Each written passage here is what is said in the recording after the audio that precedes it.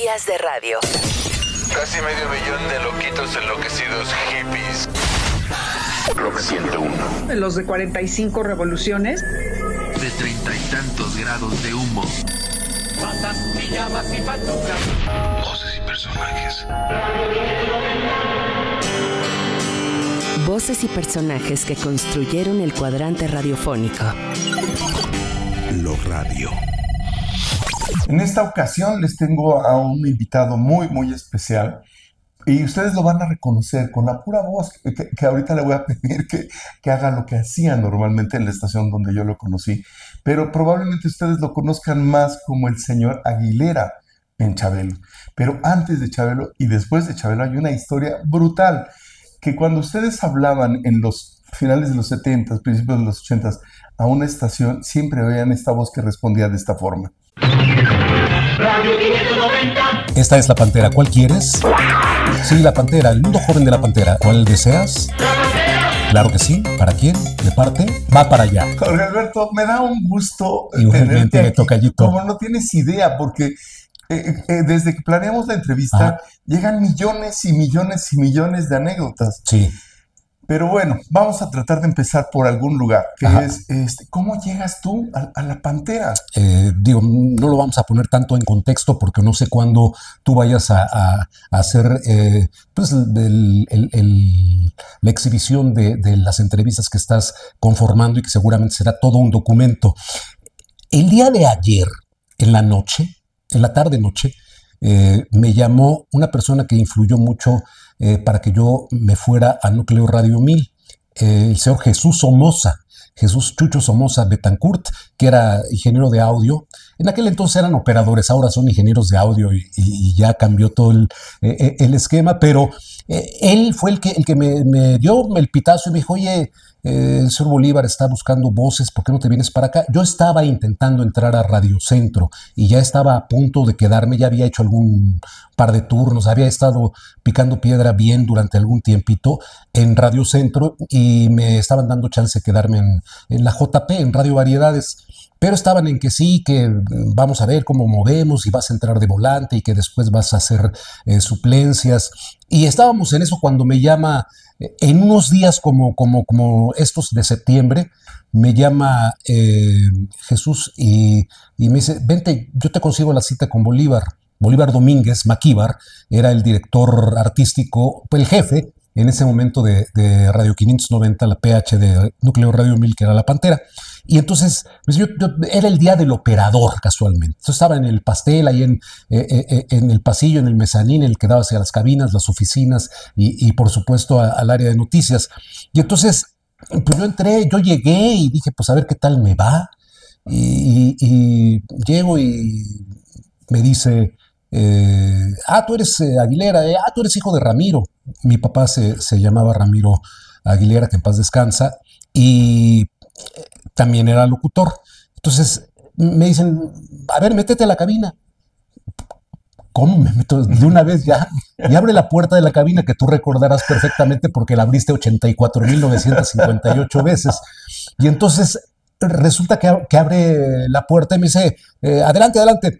Y le dice, oye, chamaco, que era nada menos que Jaime Kurt, una de las estrellas en ese momento de la Pantera, aunque éramos muy de la edad, pero en ese momento Jaime Kurt, mi querido compadre, ya estaba pues en un momento pues muy importante de su carrera y de su inicio también aquí en México, porque él venía de Monterrey, pero ya estaba figurando muy bien, y entonces le dice, oye, chamaco, salte porque va a entrar ahorita para que lo escuchemos.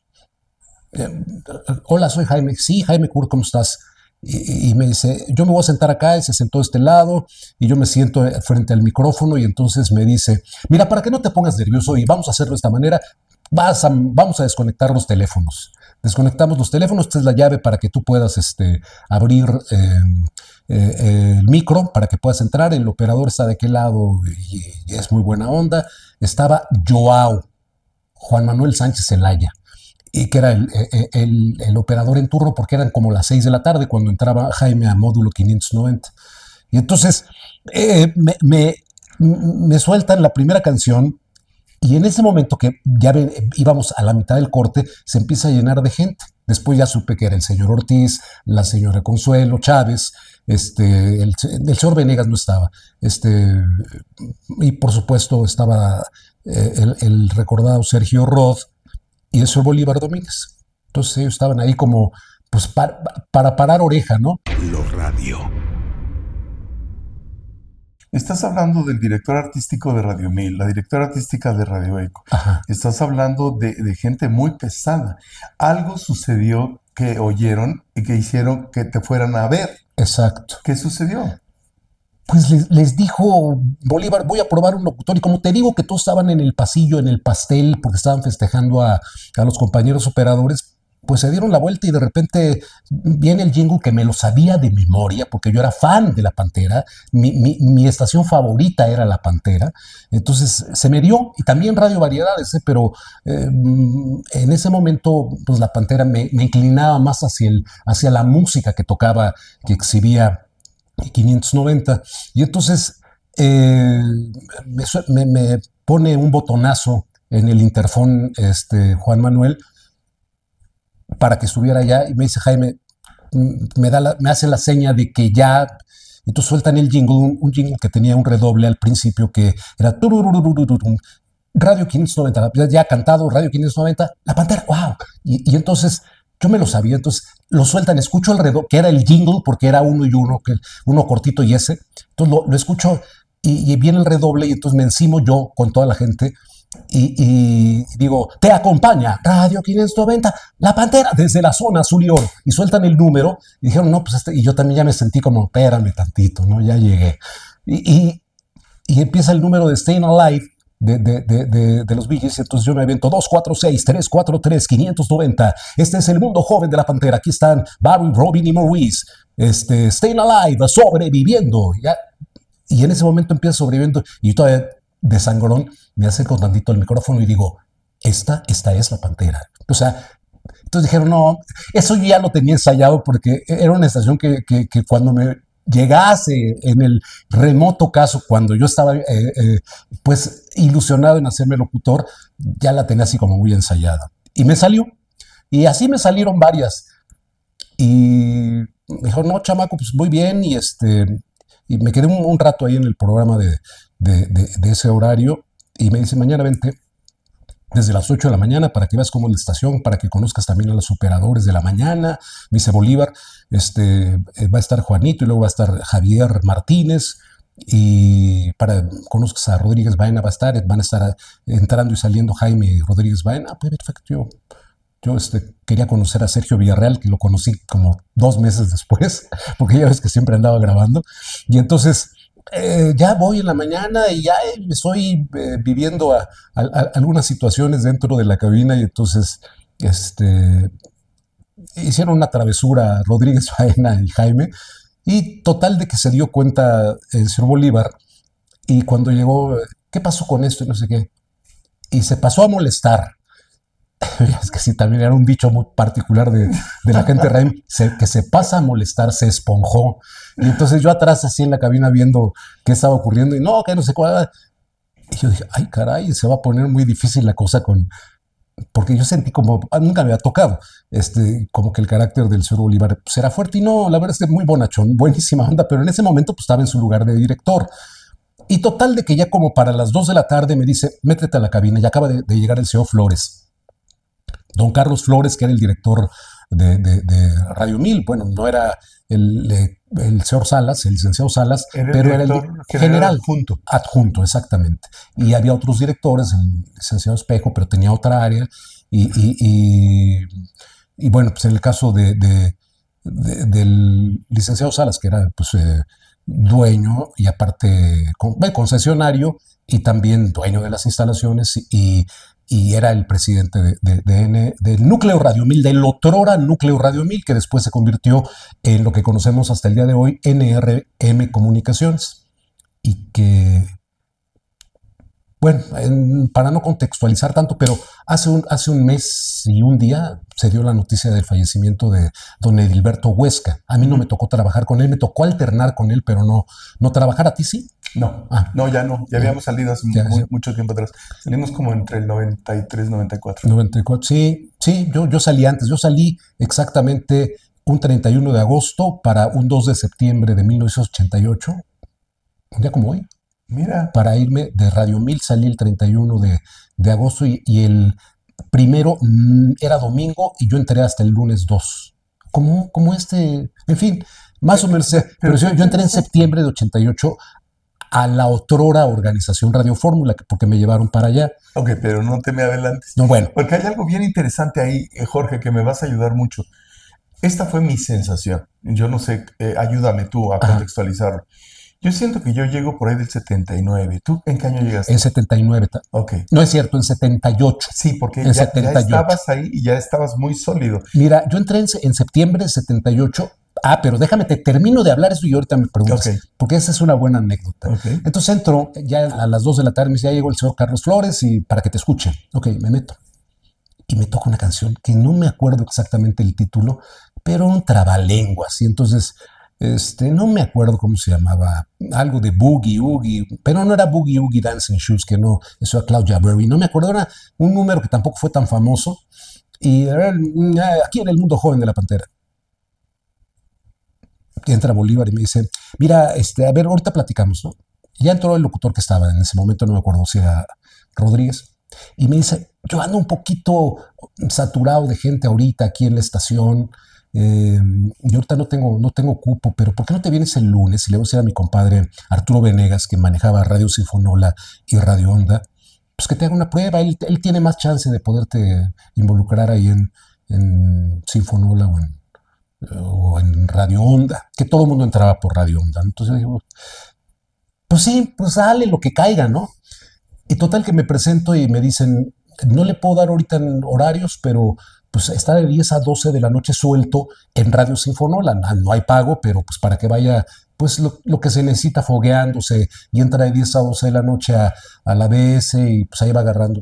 Entré a la ABS, me pasé algunos meses y después ya por diciembre, para cubrir las vacaciones de Marcos Alfredo Coronado, me acuerdo muy bien, entré ya como suplente. Y ahí mismo el señor Bolívar me invitó a que hiciera turnos en La Pantera el mismo día, pero ya estando en Sinfonola. Y después hubo por ahí la oportunidad de que Gustavo Alvite, que se había pasado a La Pantera, se quiso regresar a Sinfonola y agarró mi planta de suplente, y yo me fui con su planta a La Pantera, con la planta, o sea, me tardé 3 meses en tener planta en La Pantera. Entonces que la gente se pasaba la vida tratando, y así fue. Rodríguez Baena no la quiso, entonces me quedé yo de planta. Pero pasan los años, aquí viene la anécdota. Esto fue así como entré. Y ya me quedé en La Pantera y en Sinfonola, y me llamaban para Radio Onda, y la señora Chávez también me daba un rollo de Radio Eco para grabar. El señor Ortiz de repente, al principio no, pero después sí me soltaba los turnos de que salían ahí en Radio 1000, pero estaba yo muy saturado con muchas cosas. Y después me entero de que el señor Flores le había dicho al señor Bolívar, no, ¿qué le pasa? Sáquelo, saque esa voz de pito de calabaza. No, es una voz de pito de calabaza. Y entonces un día se lo cuento a Jaime Kurt y me dice, también ya ingresaste al club. A mí también me sacó igual. Y no me acuerdo quién más. Todos éramos voces de pito de calabaza, y luego nos apapachaba mucho don Carlos. Al principio dijo, no, ¿qué le pasa? No, es un kinder esto, sáquelo, es voz de pito de calabaza. Y después, la verdad, yo lo estimo mucho. Bueno, lo llegué a estimar mucho y lo respeté mucho, y él se portó muy gente conmigo, don Carlos.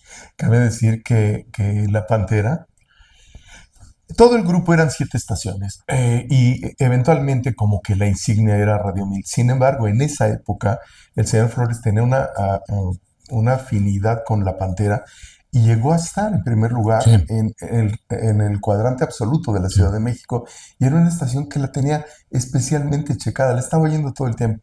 Pero lo que te quiero decir que me ayudes es a esto.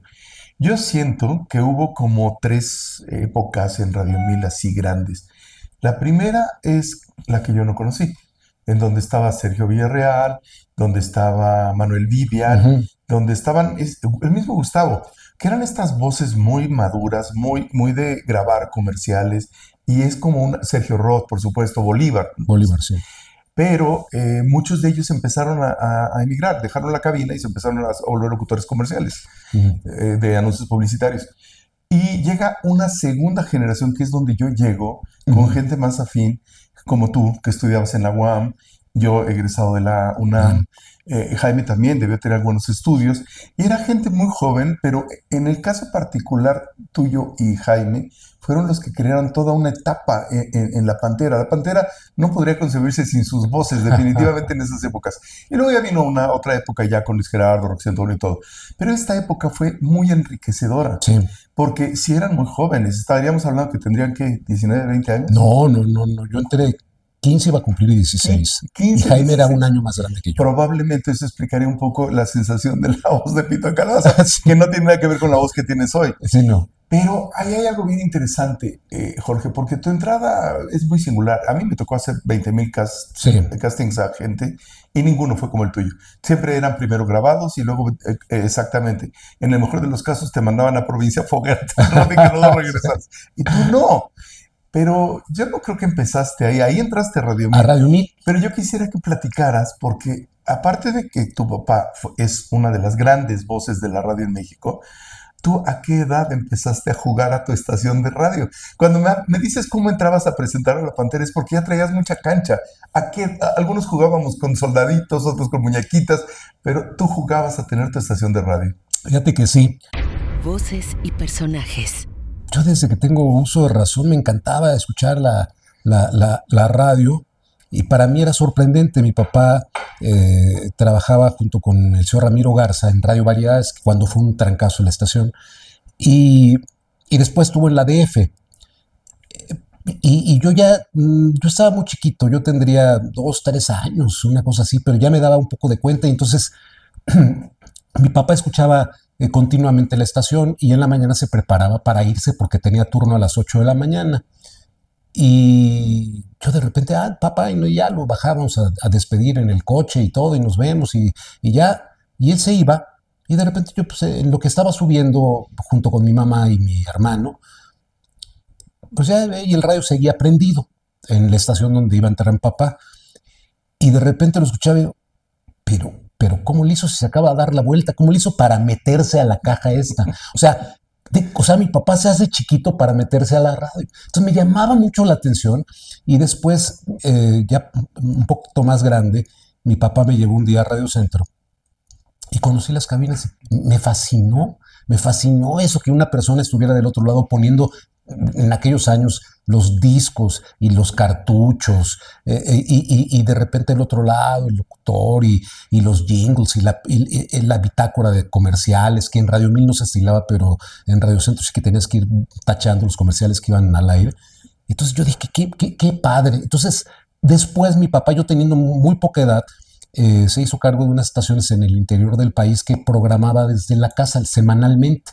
Entonces los domingos, pues me decía, ¿me ayudas? Y en lugar de salirme a jugar fútbol, me quedaba con él dictándole las tarjetas, porque la programación se hacía en cuadrículas con tarjetas que ponderabas, o sea que tenías el grupo 1, el grupo 2, promoción, catálogo infinito, en fin, tenías ahí varias, el grupo, en fin, tenías ahí Pedro Infante y ponías una raya de Pedro Infante, en fin, como se programaba, y cada quien tenía su maña para hacerla, y su guía, que hacían sus guías para acomodarla, y luego tenían sus elencos también. Estaba muy interesante. Y pues yo me divertía mucho con eso, y de repente papá llevaba discos de promoción. Entonces y me regaló un tocadisco California, de esos chiquitos portátiles, un tocadisco California. Y un día, él era director de noticias de la X, de la 730, que fue muy poco tiempo. Y llevó una grabadora de cassette, de las que usan los reporteros. Y empecé yo a picarle la grabadora y acá y tal, total, de que yo ya me grababa y escuchaba, decía, oye, qué buena onda se graba. Yo ponía mi disco, y después ya me atrevía a cruzar el umbral de lo prohibido, y me metí a la sala de mi casa y había, por supuesto, una consola, de las consolas no equipo de audio, de sonido, no, una consola. Y Y ahí ponía, yo decía, qué buena onda. Todo. Entonces agarré, como yo había conocido, aunque no físicamente, porque ya tenían micrófonos más modernos, pero los 44 los RCA de 44 de la W, que también los tuvieron en Radio Centro, y que había uno en la grabadora muy trenado, allá arriba, en la grabadora donde se hacían noticias, había un 44, que eran los micrófonos clásicos de la W. Entonces yo agarré un rallador de queso y lo volteé, y arriba le puse con cartulina. La estación se llamaba Radio Órbita, el mágico mundo del sonido moderno. Y jugaba la estación, y todos los discos que me llevaba mi papá de ese momento, de los que eran de música norteña, ranchera, baladas, yo los iba poniendo en unas cajas, en unas fundas de cartón, como en estación de radio, que las compraba en una papelería que se llamaba Pimpinela, ahí por Antonio Caso, por el Cine Ópera. Ahí estaba en la esquina. Y entonces las compraba de repente 3 y luego, dependiendo mi presupuesto, mi budget. Y entonces llegaba y luego las ponía como estación de radio y las titulaba con mi letra, que era bastante espantosa, pero ponía fulano y sutano y el autor, como de estación de radio. Y un día mi hermana le rompe la luna a su mueble de su recamarita, y entonces y quedó el espacio vacío. Entonces yo me agencié de ese, pues no me acuerdo cómo se llaman esos muebles. El marco. Pero con todo y los cajones. Como un buró, como un tocador. Un tocador, exactamente. Entonces el tocador, yo sacaba el tocador y ahí ponía mis discos. Estaba mi ¿cómo se llama? Mi tocadiscos. Y entonces del otro lado ponía a mi hermano, que estaba muy chiquito, o a mi hermana, y que supuestamente estaban como locutores, pero el que estaba hablando era yo. Los ponía del otro lado. Entonces yo acá, y ponía mi grabadorcita, que tenía grabados comerciales míos, que yo grababa o decía alguna cosa. Y entonces ya jugaba yo a la estación de radio. Y ahí empecé a jugar a la estación de radio. Luego nos cambiamos a una casa más amplia y tenía un estudio que se quedó como mi recámara. Y entonces, no, hombre, ahí sí la convertí en una estación. Y discos, y mi papá grababa las promociones tanto de regalo de discos, tanto de Radio Variedades como Radio Éxitos, y entonces me llevaba los discos que estaban saliendo a promoción.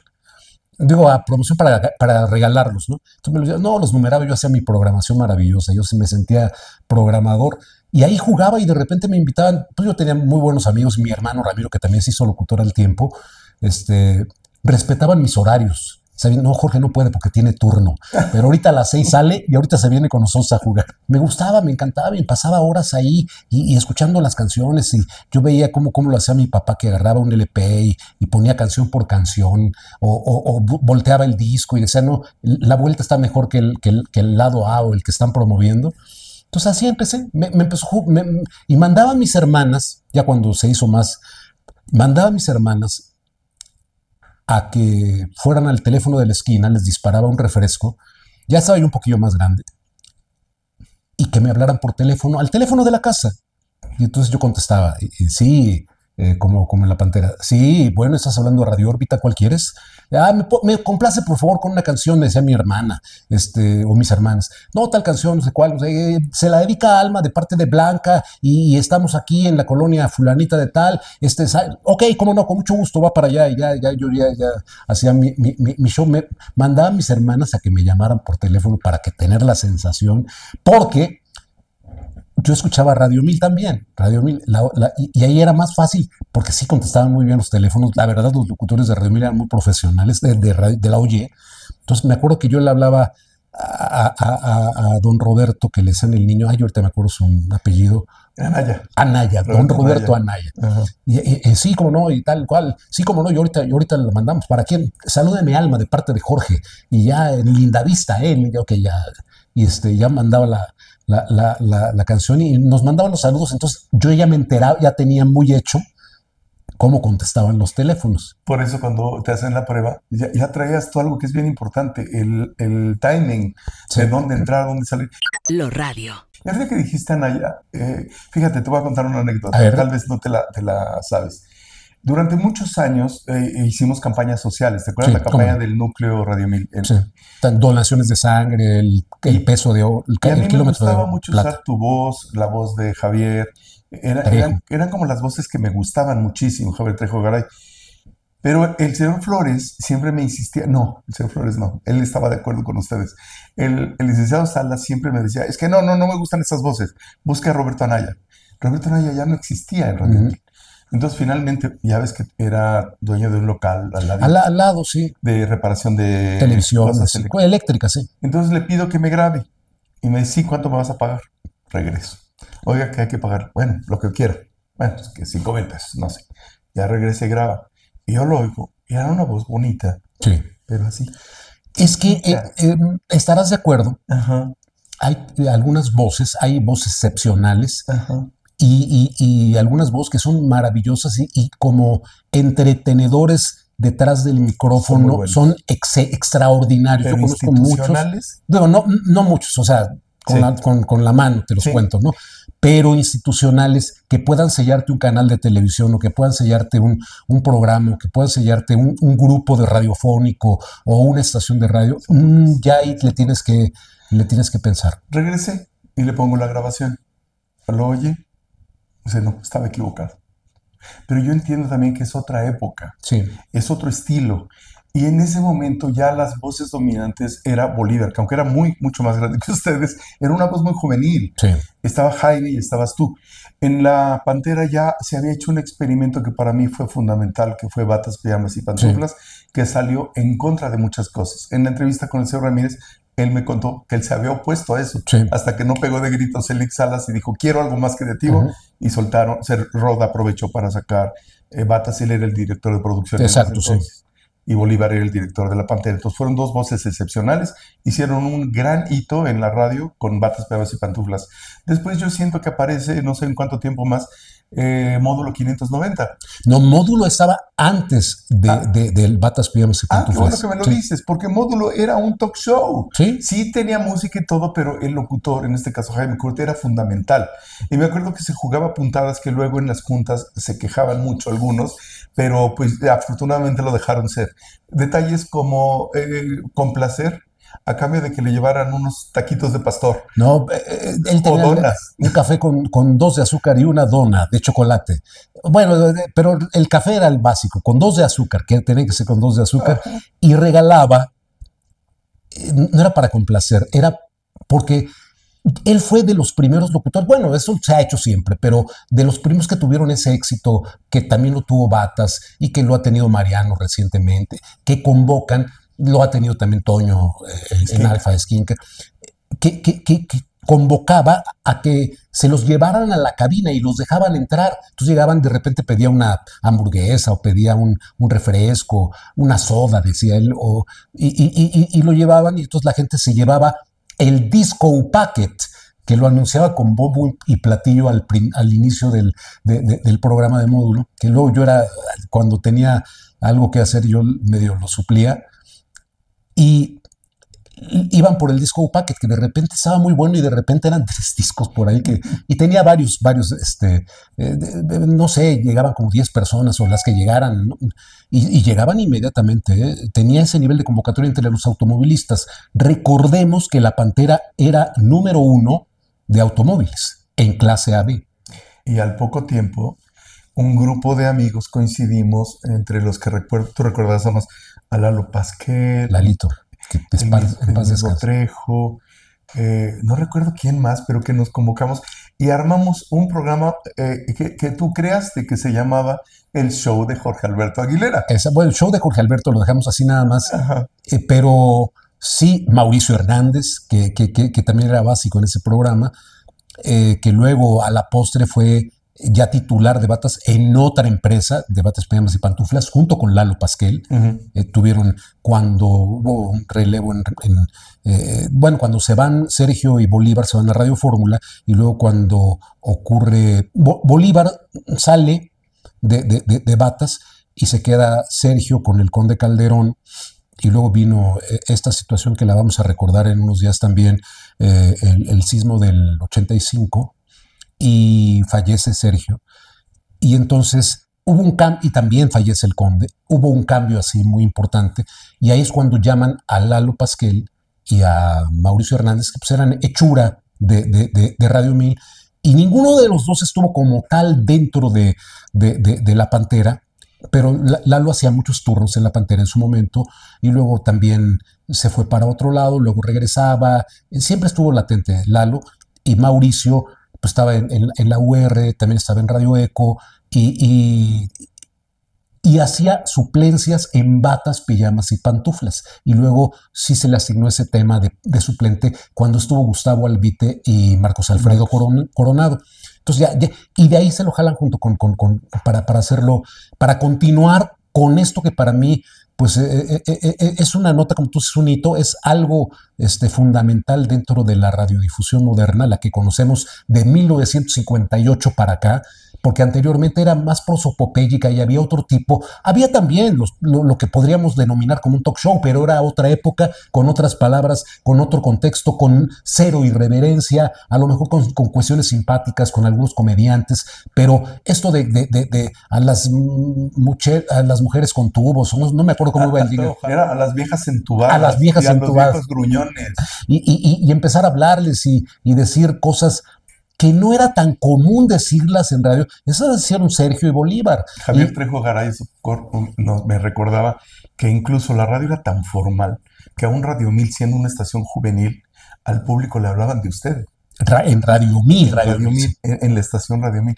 Y en todo este lío entre Módulo 590, que era muy divertido. Yo me acuerdo que empezaba yo a trabajar en radio y me quedaba a veces con él a hacer cualquier cosa o a simplemente verlo.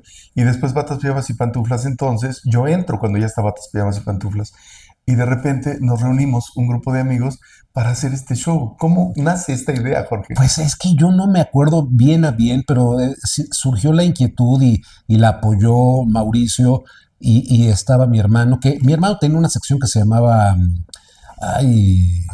El criticón era Fortino Vargas.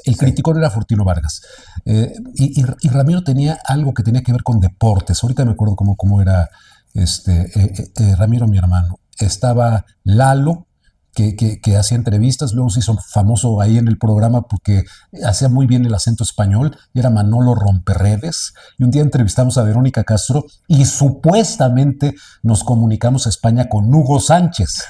Y Manolo Romperredes estaba en España. Nosotros lo hacíamos, le estábamos fingiendo al auditorio, pero...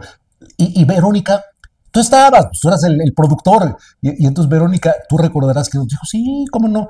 Y entonces Lalo Pasquel estaba en las oficinas, por tu oficina, creo que el teléfono de tu oficina. Y hablando como eso, hola, ¿qué pasó? Ya no has venido, hace mucho te extrañamos, le decía Verónica. Sí, Manolo, qué gusto saludarte, cuando vaya, que será pronto, nos vamos a comer a no sé dónde. Sí, claro, por supuesto. ¿Y cómo está Hugo Sánchez? No, acabo de estar con él, es que este tío está, en fin, se armaban ese tipo de situaciones. Creo que Ramiro tenía Viaje al Centro del Disco a 33, 45 y 78 revoluciones por minuto, sí. Y Mauricio siempre estaba pimponeando por todos lados y era el encargado de llevar pues a Arlet Pacheco y al Santo y a no sé quién que desfilaron a Connie de la Mora. A Connie de la Mora. Que era su crush. Sí, era su crush. Pues llevó a muchas. Yo creo que llegó a ser el programa con más colaboradores de todo el núcleo, ¿no? Sí. Pues fíjate que después yo, con esa idea, lo volví a hacer, pero en internet. Era el señor Aguilera al aire. Y también estuvo Mauricio, estuvo Javier Trejo, estuvo ya Lalo, ya no, estuvo Chema Armesto, que también andaba por ahí. Sí, empezaba, sí, pero él se fue después a Radio Onda. A Gentes, bueno, estuvo en Radio Onda y luego también hacía algunas cosas en otras estaciones ahí. En Radio Eco, yo lo jalé a Radio Eco. Uh-huh. Porque luego yo fui el ayudante y adjunto de la señora Chávez, entonces yo organizaba los turnos y no sé qué. Ahí en Radio Eco, que también me gustaba mucho. Y producía yo Radio Eco. Hay otra cosa que también me contó Javier Trejo Garay, que es que prácticamente tú lo descubres y le preguntas, ¿qué haces aquí? Cuéntanos tú. Mira, y casualmente, el día que platicamos, al otro día yo tenía una comida de la UAM, recordando nuestra salida de la universidad hace ya, no voy a decir cuántos años, pero muchos. Y entonces, ahí me encontré a un chico que hacía mucho tiempo que no veía, que fue compañero mío, no dentro de la carrera, sino estábamos en el tronco, que es el tronco común. Y entonces de ahí un docente que se llamaba Jorge Marcos, pues nos hizo un proyecto para visitar las comunidades pesqueras de la zona del Pacífico, no, de la zona del Atlántico. Y fuimos a Veracruz, al norte, y en una de esas caímos en Campeche. Y entonces, ¿a dónde íbamos? También estuvimos en Tampico y nos entrevistaron ahí en Tampico en la televisora y en las culturales, en las de las universidades. Nos estaban entrevistando en los canales de televisión y de radio. Y de repente mi papá me dice, oye, ¿por qué no le llamas a fulanito? Está en Campeche. Y él pues, ya tiene muchos años ahí y que les haga una entrevista, que los canalice para... Total, ya conseguimos una entrevista con una estación del gobierno y una estación de la universidad y de repente, pues vamos porque no me ha contestado. Entonces iba con el docente y con 3 compañeros más. Voces y personajes. Y llegamos a la estación de radio y tocamos. Y nos abrieron, oiga, el licenciado fulano y tal, ya le dejé un recado. Ah, sí, ya, yo creo que llega como en una media hora. ¿Quién lo busca? Y le digo yo, Jorge Alberto Aguilera, y vengo de la UAM de Xochimilco. Vamos a una entrevista que nos dijo que sí la podíamos hacer. Y entonces detrás de mí me pregunta alguien, ¿tú eres Jorge Alberto Aguilera? Sí, tú eres de Banamex, ¿o de qué parte? Que debo, hasta acá, que me vienen persiguiendo. Y le digo, sí, o sea, tú estás en Radio 1000, tú estás en La Pantera. Y le digo, sí, es que yo te oía en La Pantera y yo te oigo en la noche, que la estación y que hasta Campeche. Y yo le digo, ¿tú de dónde eres? No, pues yo soy de México. Pero luego, no, pues es que me vine para acá porque tenía un asunto, estaba muy enamorado y me vine acá siguiendo al amor de mis amores hasta Campeche. No me digas, no, y tal. Dice, pásenle, yo les hago la entrevista. Y ya sabiendo cuán celosos son los gerentes, los programadores o los mismos concesionarios de que pues no, tú no tienes la autoridad para decir, entren a la cabina, ahorita voy a entrevistar a Jorge García Negrete porque es mi cuate y vamos a... No puedes, ¿no? Entonces yo sí me quedé... sí, pásenle. Y entonces el docente fulanito y sus compañeros, ya total que nos hizo la entrevista muy bien. Yo soy un admirador del talento de Javier. Y ya, y tal, nos hizo una entrevista, y habló con el docente y conmigo, con los compañeros, y le planteamos lo que estábamos haciendo. Oye, pues qué interesante, la UAM de Xochimilco, y qué padre. Entonces al final le digo, oye, qué bruto, estás muy bien. ¿Y tú qué andas haciendo acá? Pues aquí, no, tú tienes que estar allá, le digo, tú tienes que estar en México, tú tienes todo para estar en México. Ahí en Radio 1000 o en Radio Centro, tienes ese calibre para poderte desarrollar. Y me dice, ¿tú crees? Pues yo creo, cuando vayas, échame una llamada y yo te presento por ahí a alguien. Y me llama, y no me acuerdo a quién le presenté. Debe haber sido al señor Venegas, porque era el que por ahí era la entrada, y entró a Radio Onda. Y enseguida pues, se movió y entró a La Pantera, y luego lo llamaron también a turnos en Radio 1000, a Radio Eco. O sea, pues sí, pues tenía, y luego se lo llevaron a Radio Centro, pero como me dijo Gustavo también cuando se regresó a Sinfonola, no se halló, y entonces regresó a Radio 1000, y después se lo volvieron a llevar a FM Globo. Cuando se va Alfonso Larriba, que también fue compañero nuestro, bueno, pues ustedes en la parte de producción, y luego fue también productor de Batas, Pijamas y Pantuflas, y luego fue director artístico de La Pantera. Y Sonomil. Bueno, lo que era Sonomil, que luego se convierte en Rock 101, ¿no? En Proyecto 101, y luego en Rock 101. Aparte de este programa que para mí, yo creo que fue lo primero que llegué a hacer ya en forma, cuando Sergio Roth se va y todo, y que yo me quedo en la parte de producción. Pero de tu estancia en La Pantera, ¿qué más recuerdas? ¿Qué más recuerdos tienes? No, hombre, fue una estación padrísima. La verdad es que, y una gran plataforma para los locutores. Por eso esa estación estaba muy, muy perseguida por los talentos de locución. O sea, es decir, los locutores querían estar en una estación como La Pantera porque era un gran aparador. Te voy a decir que lo fue. Yo tuve horarios muy bonitos como ese del show de Jorge Alberto. Tenía los super submarinos a las 5 de la tarde y fue un bombazo. O sea, yo le dejaba ya un buen carry a Jaime. Porque venía yo corriendo y veníamos ya muy fuertes y entraba Jaime y lo disparaba. Y entonces muy bien. Y luego yo tenía a las 10 de la noche y yo regresaba porque yo no podía estar en las mañanas por la escuela. Y entonces me dieron primero de 10 a 12 de la noche y de 10 a 12 de la noche pusimos una cosa que se llamaba Espacio 59 y le puse yo con la comunicación, entonces ligaba parejas.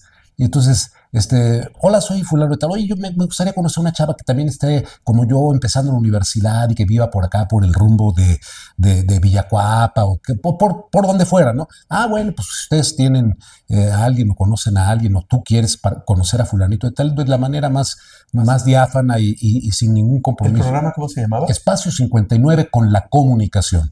Y hablaban un montón de chavos para... ¿Así le llamaste? Sí, con la comunicación. ¿Y tienes conciencia de que posteriormente la estación durante un tiempo se llamó Espacio 59?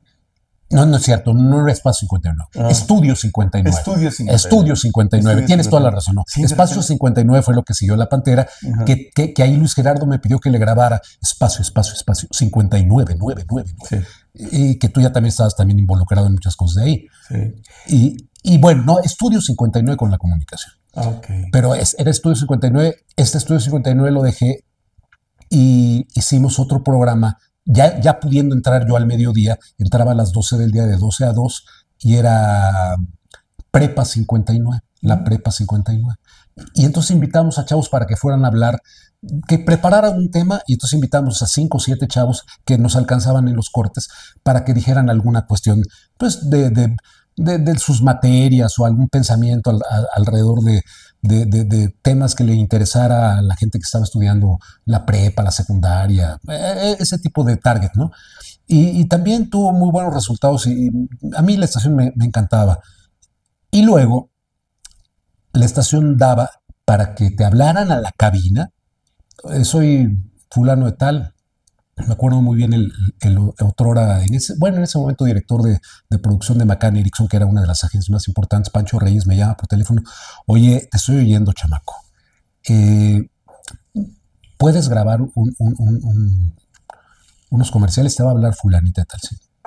Y lo primero que grabé con ellos, pero llamado hacia la cabina, un tequila centenario. Pues qué bueno, qué padre, ¿no? Y así me empezaron a llamar para grabar las películas. Y bueno, y las colitas de los cines también en Radio 1000, ¿no? Vela en el cine Lindavista, no sé qué, La Raza y muchos más, que eran clásicos.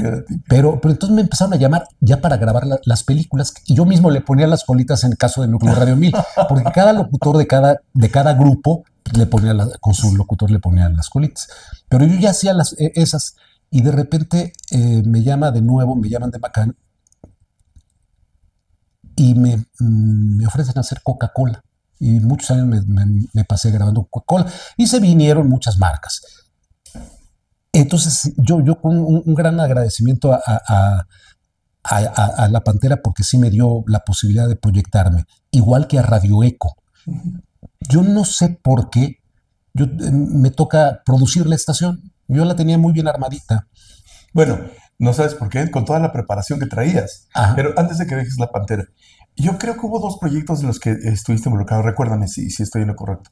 Uno de ellos con el papá de Ricardo García Diego, que era uno de los promotores de disqueras. Y me presenta al papá. El papá tenía como 80 años y tenía un estudio como lleno de viniles. Y me dio para grabar toda la colección de Frank Sinatra. Estaban lanzando la trilogía, El pasado, presente y futuro. Y yo siento que tú grabaste la voz institucional de un programa que duró 10 horas. Sí. Y también me tocó otro así kilométrico de Pedro Vargas para Radio 1000. Exacto. Así que también fue en el estudio de Pedro Vargas. Ajá. Y también con Juan Gabriel, que lo grabamos ahí con Juanito, que el San Juan el Malo, no me acuerdo su apellido. Juan de Dios García Márquez. Juan de Dios García Márquez. Juan el Malo, porque siempre estaba de gruñón. Pero era era un pan maravilloso, que no sé si viva, pero la verdad es que era... Y otro que no estoy seguro, pero tú recuérdame, hicimos una adaptación de La Guerra de los Mundos.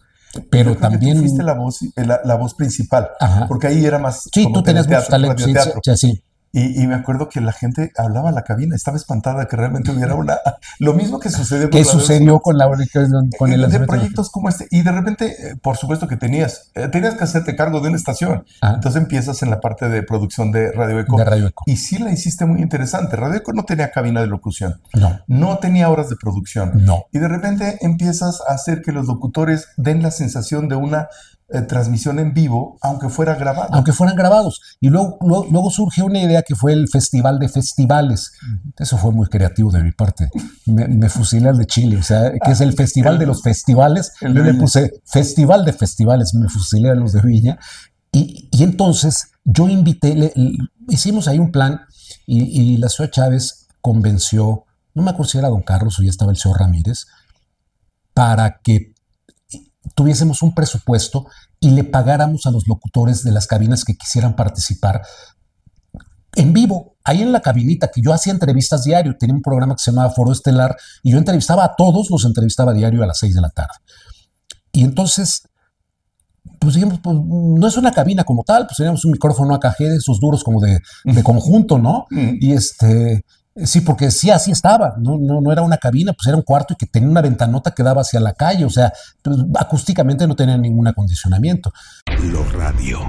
El caso es de que pues le digo a Fortino, le digo a Javier Trejo, le digo a mi hermano, le digo a Duarte Martínez, que estaba en Radio 1000, le digo a gente de Radio Onda, a Jorge Hernández, a Rodríguez Baena.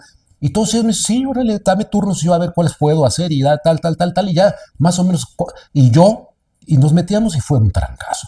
Entonces yo como entrevistaba a diario, yo junto con Otilio Domínguez, y ya se la supo y después él se encargaba de hacerlo, cortábamos las entrevistas que yo tenía y les hacíamos una lista de preguntas ya como un machote. Aquí tenemos a Camilo Sesto en el Festival de Festivales. Oye Camilo, ¿y cuál ha sido tu momento más trascendente hasta el día de hoy en tu carrera? Y ya contestaba de la edición que habíamos hecho de alguna entrevista que le habíamos sacado, ¿no? Y así con todos, con Juan Gabriel, y luego lo de Juan Gabriel lo utilizamos porque teníamos horario de Juan Gabriel. Y lo mismo con José, y los usábamos nada más para el horario de José. ¿En Radio Eco te tocó la época en que prácticamente se volvió la estación de Menudo? ¿Estabas ahí o fue? Yo entro con el programa de Menudo, el espectacular musical de Menudo. Ahí hay que considerar algo, Jorge. Bombazo, nos fuimos a primer lugar general. Radio 1000 era la estación insignia en balada pop en español. Y nos volvimos a la insignia. Y Radio Eco era una estación del recuerdo. Que le quitamos el recuerdo, la pusimos, por eso se le puso la joven romántica. Exactamente. Que de romántica, bueno, pues sí, todo era avaladado, pero sí teníamos a Menudo y de repente teníamos algo de más movido. Pero sí, a mí me tocó Menudo. Yo te quiero decir que cuando metemos el espectacular musical de Menudo fue un trayazo. Y luego fue otro horario, ¿no? Otro horario, desayunando con Menudo en la mañana. Y no sé si te diste cuenta, pero lo que hicieron fue poner a competir contra Radio 1000. Totalmente. Nosotros salimos primer lugar en varios meses, arriba de Radio 1000 y de Radio Variedades, que eran las que punteaban. Y salimos de tal suerte, a eso quería yo llegar con el caso de Radio Eco. Qué bueno que lo tocas y que tocas la cuestión de Menudo. Cuando hicimos Menudo fue muy afortunado, hicimos concursos nacionales de gente que venía a bailar y cantar como Menudo, haciendo playback y bailando como Menudo en el Palacio de los Deportes, y medio llenábamos, y la gente se movía con sus medios y teníamos premios cordiales, no eran un auto, como un auto, como dice mi querido Jaime. No eran premios, pero la gente se divertía mucho, la pasaba muy bien y eran muy comprometidos y llegaban a tiempo y hacíamos ensayos y todo.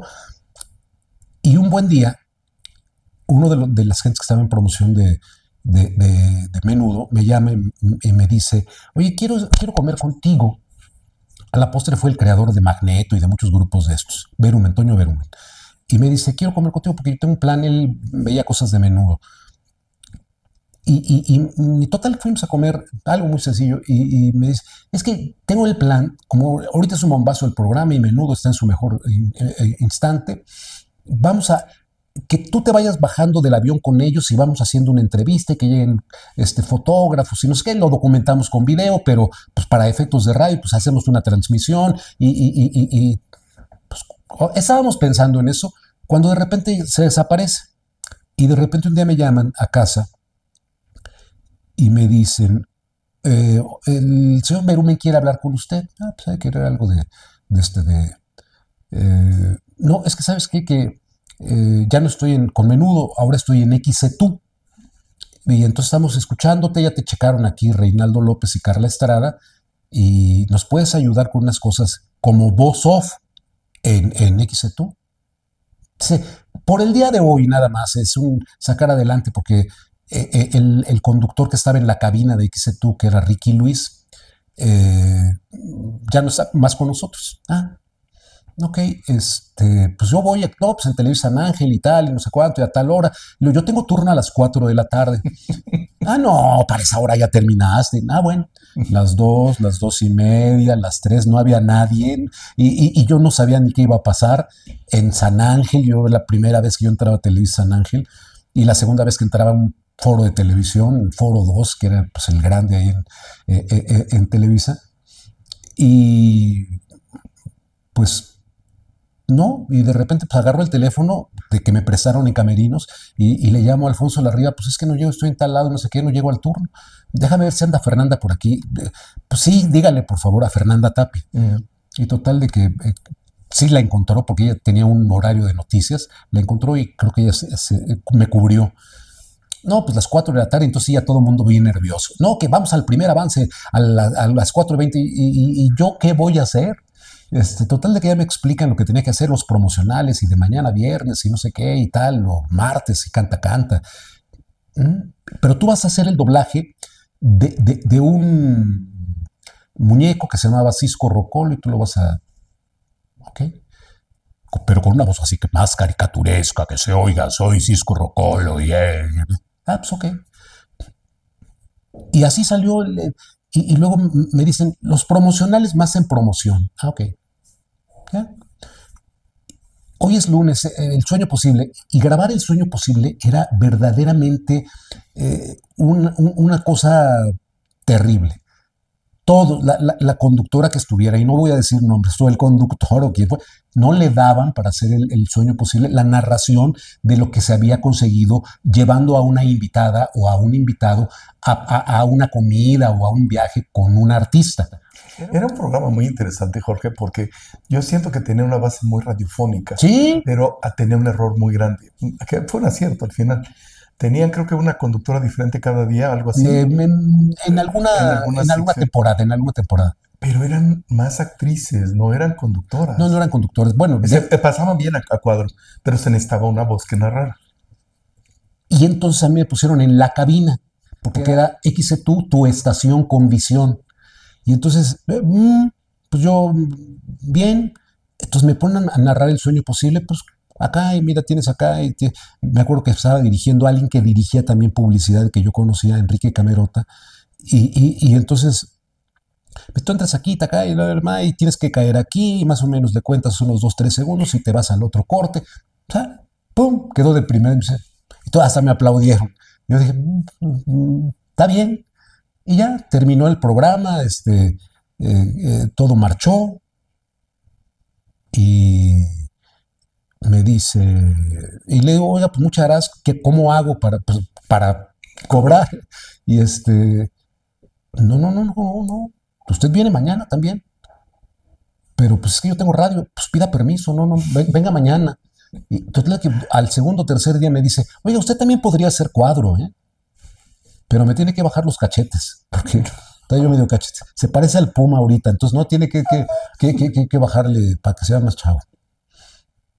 Pues okay. Entonces me puse a dieta, yo dije, no va a quedar nunca, y me entero de que yo seguía haciendo el muñequito, y me entero de que estaban haciendo un casting grande, pues era el prime time el programa de Canal 2 de entre semana más alto. No solo estaba en prime time, sino que era el programa. El programa, exacto, sí. Y entonces, ¡fum! Y donde nos veíamos en Latinoamérica, Estados Unidos y Puerto Rico, pues estaba muy bien. Y entonces de repente yo dije, no va a quedar. Entonces estaba, no voy a obviar nombres, pero gente que hoy por hoy en la cuestión de actuación y en cuestiones de conducción incluso se han destacado, pero en ese momento me piden que yo haga el casting y digo, pues está bien, todos eran ojo verde, diente pelón y así, egresados del CEA o por ahí, y pues yo era de La Pantera y pues me valió estar en La Pantera, porque ellos querían un locutor que sonara al locutor. Y entonces me dice, oye, si ya bajó, vengas a hacer unas pruebas para que lo maquillen y a ver cómo se ve en la cámara. Ok, se va a quedar usted. pues yo me voy a, pues déjenme arreglar mis cosas en Radio 1000. Ya les pedí permiso para que me cambiaran de horarios, porque exactamente caía la hora, o sea, la hora de grabación de XETU era exactamente cuando tenía que estar yo en Radio 1000. Voces y personajes. Déjame contarte algo, Jorge. Cuando sale el show de Jorge Alberto, fue una discusión a nivel directivo, porque había dos posiciones. Uh-huh. Había la posición más tradicional que decía, no hagan estrellitas a los locutores porque luego se van a querer ir. Y había otra posición donde decía, más vale que hagamos estrellas y que se vayan. Y los que se queden y puedan combinar, va a ser un éxito de la pantalla. Porque haces un camino, haces una escuelita. El señor Flores era de la segunda opción, en donde apoyó mucho para que fuera el show de Jorge Alberto. Sí, sí. Porque les daba miedo a algunas personas personalizar los turnos o crear estrellas. Pero qué maravilla. ¿Pudiste combinar durante un tiempo las dos cosas, tu parte en Televisa y la parte en Radio 1000? Sí, hasta el año 88. Hasta el 88. Bueno, que ya después me tocó la etapa del inicio de Espacio 59. Uh-huh. Y ahí fue cuando me llaman de Organización Radio Fórmula, hoy Grupo Fórmula. Pero sí, yo lo pude combinar, bueno, de tal suerte que la Pantera también me llevó a hacer, y se reafirma, porque yo entrando a XETU, yo estando en la Pantera, me llaman de Canal 2 para lanzar el Canal de las Estrellas. O sea, el concepto, porque acuérdate que Canal 2, pues siempre ha sido Canal 2, y era el canal de la gran familia mexicana, el grande de la televisión, tenía algunos, pero hicieron la campaña para hacer el Canal de las Estrellas. ¿Y te quedaste como y la yo voz? me quedé como la voz de Canal de las Estrellas. ¿Recuerdas alguno de los textos? Ay, Dios santo, era no se pierda este domingo a nuestro amigo Raúl Velasco presentando Siempre en Domingo. Raúl Velasco y una gran playa de estrellas a través de XW, el canal de las estrellas. Más o menos así. Oye, me avergüenzas, Jorge. ¿Por qué? Por muchos motivos. Te voy a decir, voy a brincar en el tiempo. Ajá. Cuando yo llego a trabajar a TV Azteca, que nos hicimos un tiempo cargo de promoción, no había locutores. Entonces me acuerdo que le hablo a Chema y me explica. Te hablo a ti, y tú con muchísimo más empatía me dices, mira, estoy en Televisa, Azteca, quién sabe qué va a hacer. Entonces no puedo perder porque estoy aquí, estoy allá, estoy acá. Y ya estabas con Chabelo ya. Y estaba en Canal de las Estrellas. Y me también ayudaste a entender eso. Yo no lo tenía muy claro. Sí. Yo dije, bueno, le hablo a alguno de los cuates y que se venga. Pero ninguno, porque afortunadamente todos estaban bien colocados en canales. Como voces institucionales. Es que a eso de la escuela voy también, Jorgito. Fíjate que el Radio 1000, y en gran parte motivado por el señor Domínguez, empezó a hacer que la estación sonara de una manera. Aunque no teníamos, digo, no éramos exactamente, pero éramos voces similares que íbamos hacia el mismo lugar. Sergio Villarreal, Jaime Curt, Bolívar Domínguez, Rodríguez Baena, Ramiro Gerardo, Jorge Alberto Aguilera, o sea, Fortino Vargas, todos íbamos más o menos hacia esa onda. Luego cuando estuvo también con nosotros Marcos Alfredo Coronado, yo te quiero decir quiénes eran los locutores de los canales de Televisa. El locutor institucional de Televisa se llamaba Sergio Villarreal, Pantera. El locutor de Canal 5, Sigue la Huella, Jaime Curt, Pantera. Marcos Alfredo Coronado Contreras, de la Pantera, Radio 1000, la Pantera. Y de Radio Sinfonola. Canal 4, Ramiro Gerardo, mi hermano. Y Canal 2, el canal de las estrellas, el gordo de la televisión, era yo. Nada más. Sí, o sea, sí. La escuelita surgió y dio frutos. Dio frutos, porque todos los que identificábamos los canales más importantes de televisión en ese momento, pues éramos nosotros los de... Y hacíamos... A mí me tocó el lanzamiento de Galavisión, el lanzamiento de Univisión, o sea... Ahí déjame detenerte un segundito, porque como se podrá apreciar, realmente esta plática se puede llevar mucho más tiempo. Entonces, si estás de acuerdo, hagamos un alto aquí para que ya me cuentes cómo es desprenderte de radio, cómo te vas a Radio Fórmula y cómo llegas a tener todos estos años del programa. Yo creo que el más longevo de la televisión, ¿no? Sí, no sé si hubo... Es el más longevo de la televisión, sí. Y yo no sé si en el mundo, en una de esas. Pues quién sabe. Y también hay que empezar a revisar algunos que pues, el programa terminó hace 9 años, 8 van a ser 9, y algunos otros programas han seguido sumando. Sí. Vamos a dejar eso para vamos a una pausita y ahorita regresamos, pero también te quiero comentar algo de Radio 1000, ¿sí? Ok.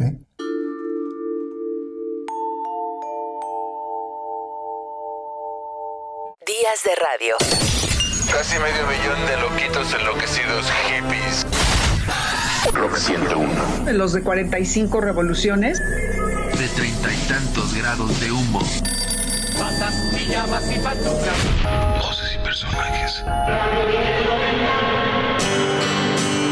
Voces y personajes que construyeron el cuadrante radiofónico.